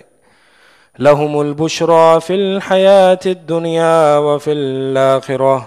ان کے لیے بشارت ہے اس دنیا کی زندگی میں بھی اور آخرت میں بھی. یہ بشریٰ ان کے لیے خوشخبری ہے. اس لیے اہل علم فرماتے ہیں کہ یہ خوشخبری, جیسے کہ حدیث میں بھی آتا ہے کہ یہ خوشخبری جو ہے وہ ایک مومن کو موت کے وقت دی جائے گی. ملائکہ آئیں گے اور مومن کو موت کے وقت جو ہے وہ خوشخبری دیں گے. جیسے کہ حدیث میں آتا ہے اخرجی ایتھا الروح الطیبہ, نکلا اے پاکیزہ روح الی روح و ریحان و رب غیر غضبان، اللہ تعالیٰ کی طرف، اللہ تعالیٰ کی نعمتوں کی طرف، روح راحت میں، بڑی مشقتیں جھیلی تو نے، بڑی اللہ کے دین میں تو نے مارے کھائی ہیں، اب تو نکلا تیرے لیے راحت کا وقت ہے، روح و ریحان و رب غیر غضبان، اور ایسا رب جو کہ تجھ پر غصہ نہیں ہے، فتخرج من فمہ کما تسیل القطرۃ من فم السقا، تو وہ روح ایسے نکلے گی جیسے کہ مشکیزے سے منہ سے ایک پانی کا قطرہ نکلتا ہے۔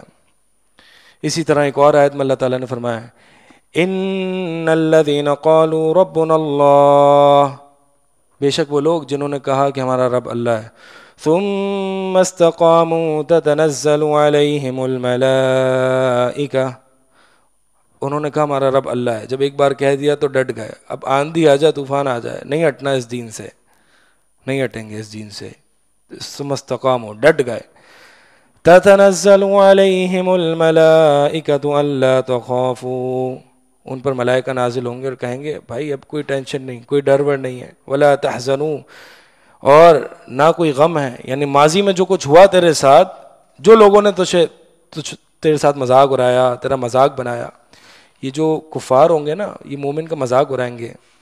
اللہ تعالیٰ نے سورہ مطففین میں فرمایا ان الذین اجرموا کانوا من الذین آمنوا یضحکون، یہ جو مجرم ہیں یہ ایمان والوں کا پر ہنسا کرتے تھے، ہنسا کرتے تھے، یہ دیکھ اس کو مولوی جا رہا ہے چھوٹے بھائی کی شلوار پہن کے، ایسے لوگ مذاق اڑاتے ہیں۔ ان الذین اجرموا کانوا من الذین آمنوا یضحکون واذا مروا بهم یتغامزون، جب یہ کافر، یہ لوگ دنیا دار مولویوں کے پاس سے گزرتے نا تو ایک دوسرے کو آنکھیں مارتے، دیکھ ذرا اس کو، یتغامزون، مذاق میں، دیکھ ذرا اس کو، دیکھ جا رہا ہے، پتہ ہوتا ہے نہیں دنیا کا کیا ہے، دنیا داری کیا ہے، بس لگا ہوا ہے، دنیا چاند پہ پہنچ گئی اور یہ طہارت اور حیض کے مسائل پڑھ رہا ہے۔ تو یہ وَإِذَا مَرُّوا بِهِمْ يَتَغَامَزُونَ وَإِذَا انقَلَبُوا إِلَىٰ أَهْلِهِمُ انقَلَبُوا فَكِهِينَ، اور جب اپنے گھر والوں میں جاتے تھے فقیہین، تو بڑے ٹھاٹے مارتے ہوئے آتے تھے کہ ہاں آج تو میں نے اس مولوی کی لگا دی، آج تو میں نے اس کا سین آف کر دیا، آج تو میں نے اس کو جواب دے دیا، بڑے اپنی فیملی میں جو ہے وہ تکبر کی وجہ سے گھومتے تھے۔ وما ارسلوا علیہم حافظین، انہیں کیا ہے مومنین پر محافظ بنا کے بھیجا گیا تھا۔ فالیوم الذین آمنوا من الکفار یضحکون، آج مومنوں کا دن ہے، آج ان مولویوں کا دن ہے، یہ کفار پر ہنسیں گے، کل کو مذاق اڑائیں گے کفار کا۔ تو خوشخبری ہو، بشارت ہو غرباء کو اور مولویوں کو کہ جن کا مذاق اڑایا جاتا تھا آج اس دنیا میں، وہ کل کو ان کا مذاق اڑائیں گے۔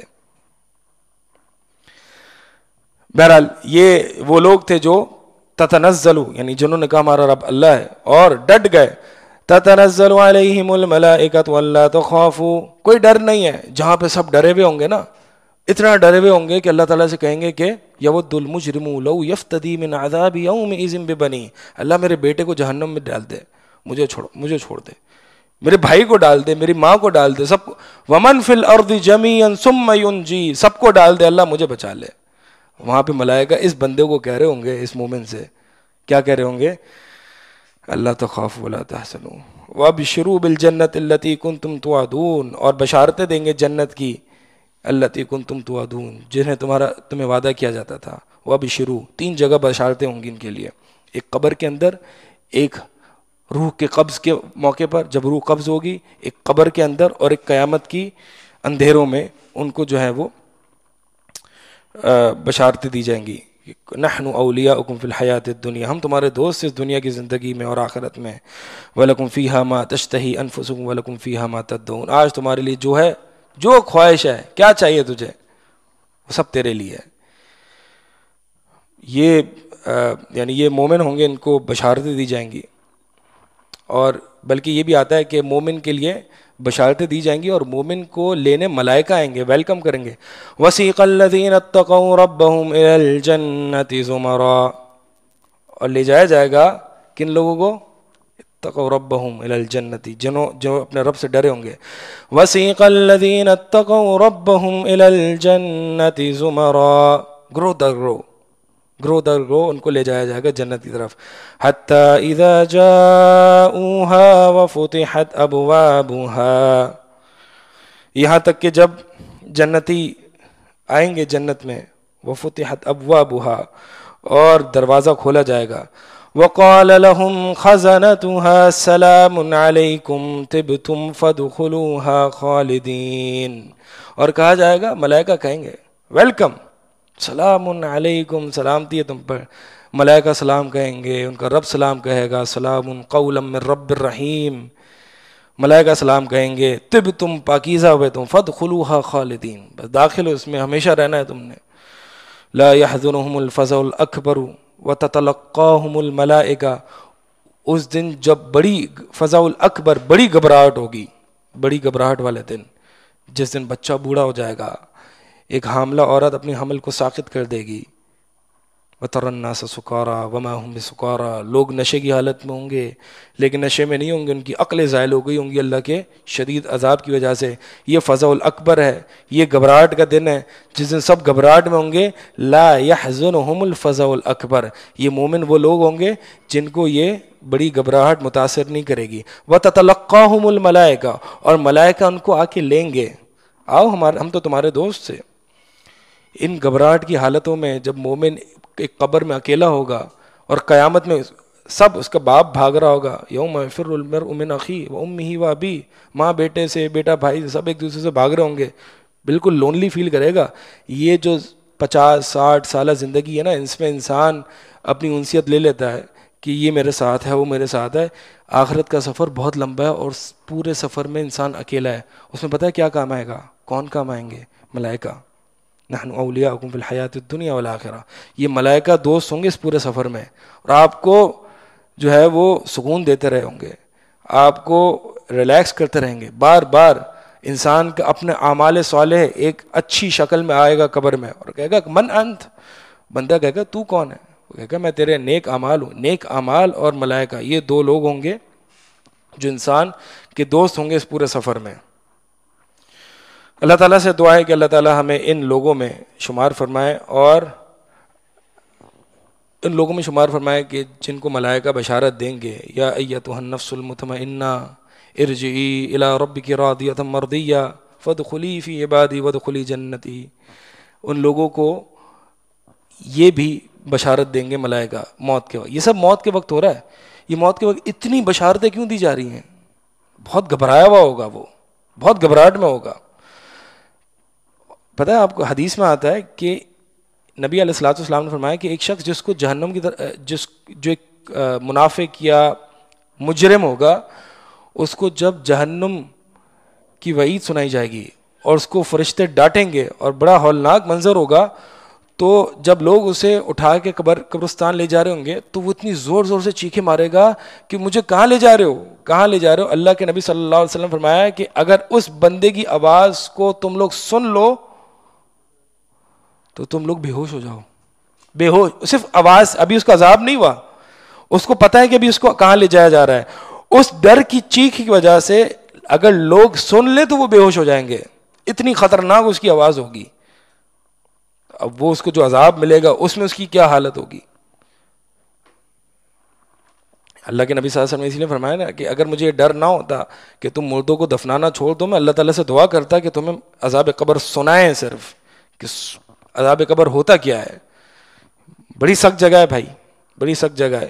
اس کے لیے انسان کو جو ہے نا تیاری کر لینی چاہیے. یا ایتھا النفس المطمئنہ، تو ملائکہ جو ہے وہ موت کے وقت بشارت دیں گے، اے مطمئن نفس. مطمئن نفس کون ہوتی ہے؟ جو اللہ کے ذکر پر مطمئن ہوتی ہے، جسے اور کسی کی یہاں وہاں کی فلسفی اور فلسفہ نہیں چاہیے ہوتا، جسے اللہ اور اس کے رسول کی بات کافی ہوتی ہے، جسے اللہ اور اس کے رسول کی بات کافی ہوتی ہے. اسے اس چیز کی ٹینشن نہیں ہوتی کہ میرے پاس مجھے انگریزی آتی ہے نہیں آتی. اسے اس چیز کا آنر اور پرائڈ ہوتا ہے کہ میرے پاس قال اللہ و قال رسول ہے. مطمئن ہوتا ہے نا اللہ اور اس کے رسول پر، یعنی بس حدیث مل گئی اس کو دل کو ٹھنڈک پہنچ جاتی ہے. یہ وہ نصف مطمئنہ ہوتی ہے. ارجعی الی ربک راضیۃ مرضیہ، لوٹ جا اپنے رب کی طرف، تو بھی خوش اور وہ بھی خوش، اس حال میں کہ تو بھی راضی اپنے رب سے اور تیرا رب بھی راضی ہے اس سے. یہ وہ بشارتیں ہیں جو کہ انسان کو جو ہے وہ اللہ ملائکہ دیں گے جب انسان سخت گھبرایا ہوا ہوگا. اللہ تعالیٰ ہمیں عمل کی توفیق عطا فرمائے. اقول قولی ھذا استغفر اللہ لی ولکم وسائر المسلمین. شیخ آپ سوء الخاتم کے بارے میں بات کر رہے ہیں. مائک دے دیں مائک. شیخ آپ سوء الخاتم کے بارے میں بات کر رہے تھے تو اس میں ایک حدیث آتی ہے برسیسہ کے نام سے ایک راہب, تو اس کا کیوں یعنی سوء الخاتم ہوا, اس کا کوئی یعنی ایکسپلینیشن وغیرہ بتائی ہوئی ہے؟ دیکھیں یہ جو سوء خاتمہ کی جو حدیث آتی ہے نا کہ ایک انسان ایک مدت بھر جنتی والے اعمال کرتا ہے, جیسے کہ برسیسہ ایک بڑا نیک عالم تھا, عبادت گزار تھا, اور آہستہ آہستہ شیطان نے اس کو بہکایا اور وہ کفر کی موت مرا. تو ایک انسان یہ سوال کر سکتا ہے یار ایک انسان جو ہے کیا وجہ ہو سکتی ہے کہ انسان ایک بری موت مرتا ہے. تو فیما یبدو للناس کے جو الفاظ آتے ہیں نا, اسی لیے شیخ بن باز رحمہ اللہ وغیرہ فرماتے ہیں کہ ایک انسان جس کے اندر ریاکاری کی بیماری ہوتی ہے اس کے لیے بہت زیادہ خطرہ ہے کہ وہ سوء الخاتمہ یعنی بری موت مرتا ہے. اسی لیے ایک حدیث میں آتے ہیں, نبی علیہ الصلوۃ والسلام فرماتے ہیں کہ ایک ایسی قوم ہے کہ جن کے اللہ تعالیٰ اعمال جو ہے وہ بکھیر دے گا, برباد کر دے گا. ان کے اعمال جبل تہامہ کی مانند ہوں گے, یعنی بڑے پہاڑ کی مانند ہوں گے ان کے اعمال, لیکن اللہ تعالیٰ ان کے اعمال کو بکھیر دے گا. صحابہ نے کہا کہ یا رسول اللہ آپ ان کے بارے میں ہمیں بتائیے, یہ کون لوگ ہوں گے کہ جن کے اعمال یعنی پہاڑ جتنے, عاملۃ ناصبہ تصلی نارا حامیہ, بڑے بڑے اعمال کر کے آئیں گے جہنم میں جا رہے ہیں, اعمال برباد ہے. کون لوگ ہیں یہ؟ اللہ کے نبی علیہ الصلوۃ والسلام نے فرمایا کہ وہ تمہارے جیسے لوگ ہوں گے, اور جیسے کہ تم راتوں کو قیام کرتے ہو ویسے وہ بھی راتوں کو قیام کرتے ہوں گے, یعنی تہجد بھی پڑھتے ہوں گے. فرض تو دور کی بات ہے, تہجد بھی پڑھتے ہوں گے, قیام اللیل بھی کیا کرتے ہوں گے, اور تمہارے جیسے ہی ہوں گے. لیکن اذا خلوا بمحارم اللہ انتہکوا, لیکن اصل مسئلہ یہ ہوگا کہ جب وہ اکیلے ہوتے ہوں گے تو اللہ تعالیٰ کی حدود کو کراس کرنے میں پامال کر دیتے ہوں گے. لوگوں میں نیک بنتے ہوں گے, اکیلے میں جو ہے وہ ان کے سیکرٹ گناہ ہوں گے. سیکرٹ گناہ ہونا یہ بہت ڈینجرس ہے, سیکرٹ گناہ ہونا. اسی لیے ایک جگہ میں پڑھ رہا تھا پہلے کہ ایک شخص کا سوء خاتمہ ہوا, اور وہ ایک دیندار ایک دوست تھے, ٹھیک ہے. آئرلینڈ کا ایک واقعہ ہے, آئرلینڈ کا, میں نے پتہ نہیں کہاں سنا تھا یا پڑھا تھا مجھے یاد نہیں, آئرلینڈ کا ہے. اس میں ایک ماشاء اللہ نئے ریلیجس بردرز ماشاء اللہ سارے دیندار پریکٹسنگ تھے, اور اس میں ہوا یہ کہ ایک جگہ جو ہے وہ ایڈونچر ٹرپ پہ گئے تھے, سارے نیک تھے, اور ان میں ایک شخص کو جو ہے وہ تھوڑا سلپ ہوا, اس کے پاؤں پہ لگ گیا, تو اس کے پاؤں سے جو ہے وہ بہت زیادہ بلیڈنگ ہوئی, اور لوگوں کو لگا کہ یار یہ اب زیادہ دیر تک, کیونکہ وہاں پہ اور کوئی ڈاکٹر اور کچھ بھی نہیں تھا, مطلب سمجھ میں نہیں آ رہا تھا کہ کیا کیا جائے. تو دبا دبا کے پٹے باندھ کے جو ہے وہ خون روکنے کی کوشش کی گئی, لیکن نہیں ہوا. تو ان میں سے ایک جو یہ قصہ روایت کر رہا تھا, یہ سٹوری نیریٹ کر رہا تھا, وہ یہ کہہ رہا تھا کہ مجھے یہ اندیشہ ہوا کہ یہ اس کی زیادہ دیر زندگی نہیں رہے گی. تو میں نے اسے کہا کہ یا اخی قل لا الہ الا اللہ, اے میرے بھائی لا الہ الا اللہ پڑھ لے. تو اس نے وہ خاموش رہا. پھر تھوڑی دیر بعد اس نے واپس اس کو تلقین کی کہ لا الہ الا اللہ پڑھ لو. وہ خاموش رہا, نہیں پڑھا. تو جو قصہ روایت کر رہا ہے وہ کہہ رہا ہے کہ کیا مسئلہ ہے آپ کے ساتھ, میں آپ سے کہہ رہا ہوں, وہ ہوش میں بھی ہے, ابھی ہوش میں بھی ہے, یعنی سکرات طاری نہیں ہے اس پر, دوسری بات کر رہے ہو, لیکن آپ کو میں لا الہ الا اللہ پڑھنے کا کہہ رہا ہوں, آپ لا الہ الا اللہ نہیں پڑھ رہے. تو اس نے کہا کہ پچھلے 6 مہینے کی بات ہے کہ میں جب باہر ہوتا تھا تو لوگوں کے سامنے نماز پڑھتا تھا, لیکن جب میں اکیلے میں ہوتا تھا تو فرض نماز چھوڑ دیا کرتا تھا. تو میں نماز جو ہے وہ اکیلے میں جب ہوتا تو میں نماز نہیں پڑھتا تھا, یعنی ہز پرائیویٹ گناہ. اب انسان کے کیا پرائیویٹ گناہ ہو سکتے ہیں. بہت سے لوگ جو ہے, آج انٹرنیٹ کا دور ہے, لوگ کیا کیا پورنوگرافی ہے اور کیا کیا گناہ, گرل فرینڈ سے بات کرنا, میوزک سننا, کیا کیا سیکرٹ میں انسان کے گناہ ہو سکتے ہیں. یہ انسان کے برے خاتمے کی وجہ ہے. تو انسان میں یہی ہے کہ یہ جو فیما یبدو للناس ہے نا, فیما یبدو للناس کے الفاظ یہ بتا رہے ہیں کہ apparently his deeds were good but something inside was wrong with him. یعنی انسان کو پتہ نہیں ہوتا کہ اس کی نیت کیا ہے, وہ کیا کر رہا ہے. تو یہ ہو سکتا ہے ایک وجہ ہوتی ہے. ورنہ ایک انسان جو کہ ایک مخلص اللہ تعالیٰ کے ساتھ سچا ہو کے زندگی گزارے تو اللہ تعالیٰ اس کا خاتمہ بالایمان ہی کرتے ہیں. ہم نے ویڈیوز میں, آج تو انٹرنیٹ کا زمانہ ہے, خاتمہ بالخیر کتنے لوگوں کا ہم نے دیکھا ہے ایک وہ عربی تھے، کون تھے، جن درس دے رہے تھے اور موت آئی، فوراً اچانک موت آئی، لا الہ الا اللہ پڑھا، بہت وائرل بھی ہوئی تھی. اسی طرح ایک پنجاب کے تھے، کون شیخ تھے، جنہوں نے صحابہ دفاع صحابہ کانفرنس ہی پتہ نہیں کیا تھا، اس میں انہوں نے وہ آیت پڑھتے ہوئے اچانک سے جو ہے وہ کیا قابل رشک بات نہیں ہے کہ انسان کو ایسی موت ہے. اللہ تعالیٰ سے اچھے خاتمے کی دعا کرنی چاہیے. اور میں نے آپ کو شاید پچھلے سیشن میں کب سنایا یاد نہیں مجھے، ایک محدث کی جو خاتمہ ہوا تھا، ابو حاتم الرازی، ہاں ابو حاتم الرازی کی وفات جو ہے وہ حدیث پر ہوئی تھی، اور وہ بھی وہ حدیث پر من کان آخر کلامہ لا الہ الا اللہ دخل الجنہ، جس شخص کا آخری کلام لا الہ الا اللہ وہ جنت میں داخل ہوگا. تو انسان کو ایک تو یہ ہے کہ اچھے خاتمے کے لیے کنسسٹنسی چاہیے، کیونکہ انسان اسی چیز پر مرے گا جس چیز پر وہ زندہ رہے. پرائیویٹلی، خصوصاً پرائیویٹلی تو انسان کے کچھ خبیہ ہونے چاہیے. خبیہ کہتے ہیں پرائیویٹ گڈ ڈیڈز، کیونکہ دیز پرائیویٹ گڈ ڈیڈز یہ جو ہے نا انسان کے بیسٹ فرینڈز ہیں، یہ انسان کے بہت کام آئیں گے. اسی سے ریلیٹڈ سوال، یہ جو تھا کہ جو برسیسہ والا قصہ تھا، اس میں ایک تو بہت جو بڑی مورل ایگزامپل اسٹوری سے وہ یہ ہے کہ عورت کا فتنہ جو ہے وہ آپ کو اگر آپ استقامت پہ بھی دیکھتے آپ کو پتہ نہیں چلے گا کہ کب آپ جو ہے کانٹریکٹ ہیں. اور اس کے ساتھ بھی اللہ کے نبی صلی اللہ علیہ وسلم نے اس کا خدشہ ذکر کیا ہے کہ میری امت کے لیے عورتوں سے بڑھ کر فتنہ نہیں ہے، عورتوں کا بڑا فتنہ ہے. آپ کو میں نے جو واقعہ سنایا وہ بھی عورت ایک نظر تھی صرف. تو انسان آج ہم کتنی نظریں دیکھتے ہیں کہ بھائی یہاں کوئی ایک نظر تھوڑی ہوتا ہے، یہ تو she is my sister and she treat me as a brother, we are brothers and sisters. No one is brother and sister, don't be deceive by this. تو سوال اس میں یہ تھا کہ یہ اسٹوری سے جو بتائی ہوئی ہے اس میں یہ بھی ہو سکتا ہے کہ یہ جو ہے برسیسہ کے لیے اینڈ میں ٹیسٹ ہے، جیسے سقراط کا ٹیسٹ ہوگا ہمارے لیے. یہ ایک ٹیسٹ نہیں تھا، وہ تدریجاً یعنی اسٹیپ بائی اسٹیپ گناہ کی طرف گیا تھا، اسٹیپ بائی اسٹیپ گناہ کی طرف گیا تھا. وہ ٹیسٹ نہیں تھا. ٹیسٹ تو وہ ہوتا ہے، اہل علم فرماتے ہیں کہ ابن تیمیہ رحمہ اللہ فرماتے ہیں کہ شیطان اکثر جو ہے نا وہ یعنی جو لوگ جن کو سکرات میں ہوتے ہیں شیطان اس وقت حاضر ہوتا ہے. جیسے کہ امام احمد والا قصہ بھی میں نے آپ لوگوں کو سنایا تھا.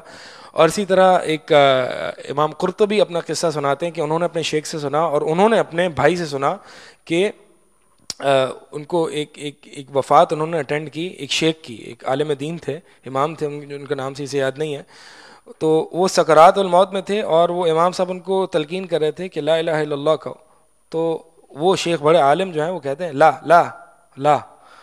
تو وہ ہو گئے کہ میں ان کو لا الہ الا اللہ کہہ رہا ہوں، کہہ رہے لا لا نہیں. تو جب وہ فلما افاقہ یعنی جب وہ سکرات سے تھوڑا سا وہ ہوئے یعنی ایک ہوش میں آئے تو انہوں نے کہا کہ ایک شیطان میرے رائٹ سائڈ پہ تھا، ایک لیفٹ سائڈ پہ تھا، یہ مجھے یہودیت پیش کر رہا تھا اور یہ مجھے نصرانیت پیش کر رہا تھا، میں ان کو کہہ رہا تھا لا لا. جیسے کہ امام احمد ابن حنبل کے ساتھ بھی ہوا تھا. تو شیاطین کے یہ قصے مروی ہیں. ابن تیمیہ فرماتے ہیں ہر شخص کے ساتھ نہیں ہوتا لیکن کچھ کے ساتھ ہوتا ہے. مثال کے طور پر ایتھیزم پیش کیا جائے انسان کو، الحاد پیش کیا جائے انسان کو موت کے وقت، یا ہندوازم پیش کیا جائے یا کچھ بھی پیش کیا جائے، تو اس وقت چانسز ہوتے ہیں انسان سلپ ہو جائے، الا یہ کہ جس انسان کا توکل اللہ پر ہوتا ہے.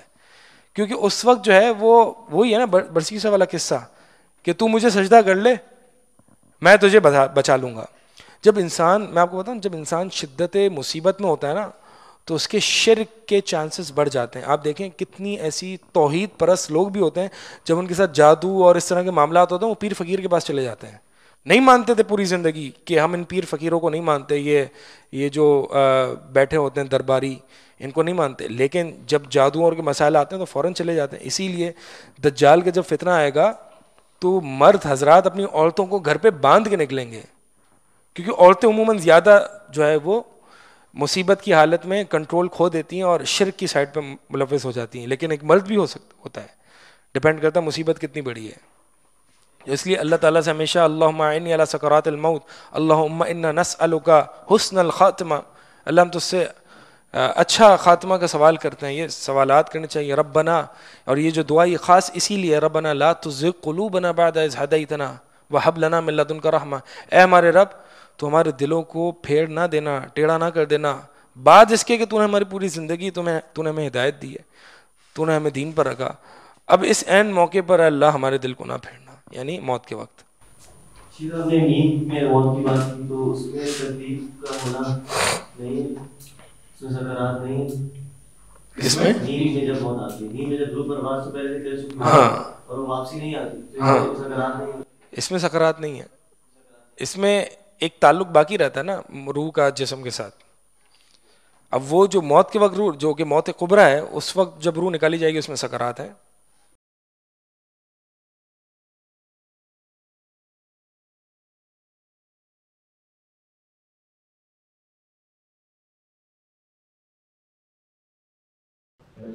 یہ سوال ہے کہ جیسے آپ نے بتایا کہ عورت کا فتنہ سب سے بڑا فتنہ ہے, لیکن جو وہ لوگ ہیں جو پہلے دیندار تھے پھر عورت کا فتنہ آتا ہے, مطلب پہلے دیکھا ہی ہے تو بچپن سے جس سے کچھ تھا نہیں, لیکن پھر جب بڑے ہوتے ہیں دیندار ہو جاتے ہیں پھر فتنہ آتا ہے, تو پھر اتنا اس میں مبتلا ہو جاتا ہے کیونکہ پہلی بار نیا نیا دیکھا ہوتا ہے, کچھ پتہ نہیں ہوتا اور اس میں گھس جاتا ہے, پھر ان کے لیے نکلنا پہلی بار عورت دیکھی ہوتی ہے, عورت نہیں اگر کوئی انٹریکشن یا ریلیشن شپ ہو جاتی ہے تو ہے نا, اور ان کے لیے نکلنا بہت مشکل ہے. پھر وہ ہزار چیز سوچتے ہیں, بولتے ہیں کہ لڑکی کو برا لگے گا, وہ لگے گا, اور وہ بولتے ہیں کہ یار اتنا مطلب انجوائے کر رہے ہیں, پھر وہ بوریت ہو جائے گی, تو بندہ اس سے کیسے نکلے, اس سے کیسے نکلے بہرحال ڈپینڈ کرتا ہے بندہ کس لیول کا عاشق بنا ہوا ہے اور کس لیول کا جو ہے وہ مجنوں ہے, اس کو پھر پرائیویٹ کاؤنسلنگ وغیرہ کی ضرورت پڑتی ہے. بہرحال یہ دو چیزیں بہت مشکل ہوتی ہیں, ایک ڈرگ ایڈکشن اور ایک عورتوں کا فتنہ. ایسے تو نبی علیہ الصلوۃ والسلام نے نہیں فرمایا نا, عورتوں کا فتنہ بہت بڑا فتنہ ہے, انسان جو ہے وہ دور رہے, ولا تقربوا الزنا, زنا کے قریب بھی نہ جائے, زنا کے قریب نہ جانے کا حکم ہے. اس کا مطلب یہ کہ عورتوں سے بات چیت کرنا اور عورتوں کو دیکھنا, اصل میں اسی لیے ابن القیم رحمہ اللہ فرماتے ہیں کہ یہ جو بد نظری ہے, دس از اے پوائزنس ایرو جو ابلیس ڈالتا ہے.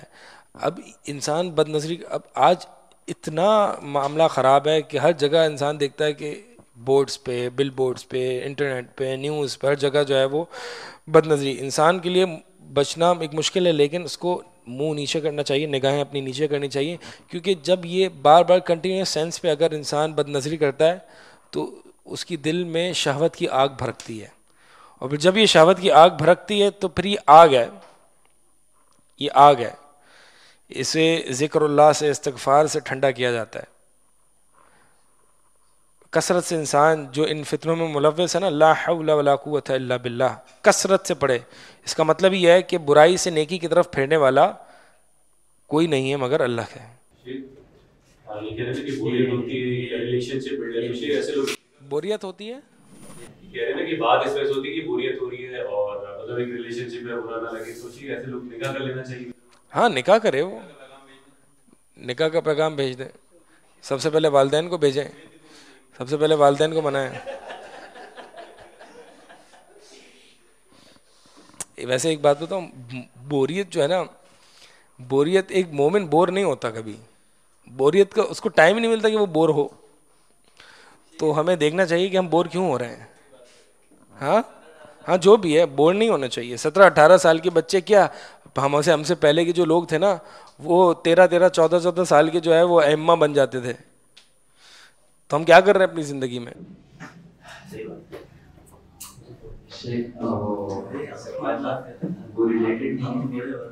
ٹاپک سے ریلیٹڈ جس کے سوال ہیں ان کا ہے, ان کو دے دیں, پھر آپ آف دا ٹاپک پوچھ لیں.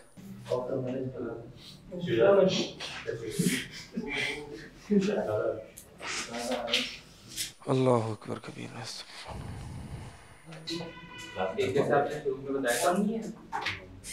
بس یہ لاسٹ کوشچن ہم لے رہے ہیں. جیسے آپ نے شروع میں بتایا تھا نا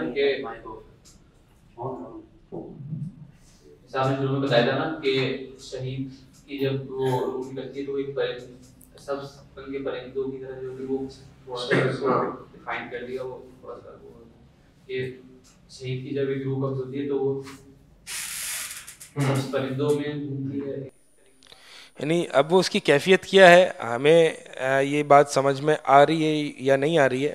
بہرحال وہ ان کی روحیں جو ہیں وہ سبز رنگ کے پرندوں میں ہوتی ہیں, اور وہ پرندے جو ہیں وہ جنت کی نعمتوں سے کھا رہے ہوتے ہیں, پی رہے ہوتے ہیں, سیر کر رہے ہوتے ہیں. نہیں جنت میں دنیا میں نہیں بھائی, دنیا میں نہیں. آپ پرندے کو پکڑ کے شروع ہو جائیں کہ آپ تو میرے بھائی تھے, کہاں چلے گئے آپ؟